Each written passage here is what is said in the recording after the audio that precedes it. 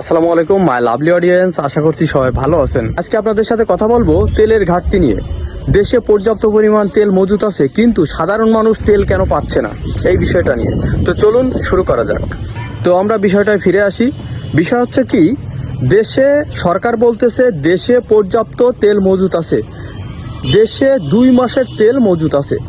আচ্ছা ঠিক আছে, আমরা বুঝলাম দেশে 2 মাসের তেল মজুত আছে। তাহলে আমার প্রশ্ন হচ্ছে, সাধারণ মানুষ কেন তেল পাচ্ছে না? এই তেল কোথায় যাচ্ছে? ঠিক আছে, সাধারণ মানুষ কেন তেল পাচ্ছে না? পাম্পে কেন এত লাইন ধরে সিরিয়াল ধরে দাঁড়ায় থাকতে হচ্ছে ঘন্টার পর ঘন্টা? মানুষ কেন তেল পাচ্ছে না?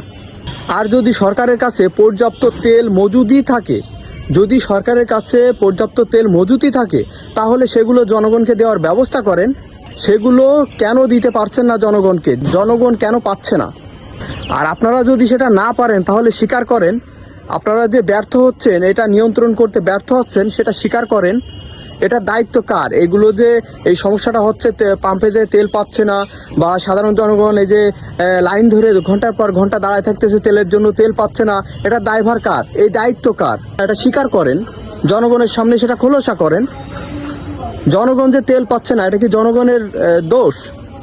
জনগণ তেল পাচ্ছে না, এটা কি জনগণের দোষ? বলেন, এখানে দোষটা কার? সমস্যাটা কোথায়? এটা খুঁজে বের করেন। এবং বাংলাদেশে পর্যাপ্ত আইন শৃঙ্খলা বাহিনী আছে, বাংলাদেশে পর্যাপ্ত আইন শৃঙ্খলা বাহিনী আছে, তাদেরকে কাজে লাগান। যেমন সেনাবাহিনী আছে, পুলিশ আছে, আনসার আছে, বিজিবি আছে, সব বাহিনী তো আছে, র্যাব আছে, এদেরকে কাজে লাগান। কোথায় সমস্যা আছে, কোথায় সমস্যাটা হচ্ছে, সেটা বের করেন। বের করে সেটা সমস্যার সমাধান করেন।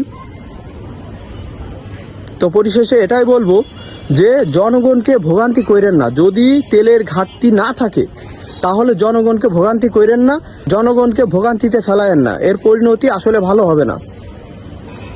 তো আজকের ভিডিও এ পর্যন্তই। সবাই ভালো থাকবেন, সুস্থ থাকবেন, সতর্ক থাকবেন।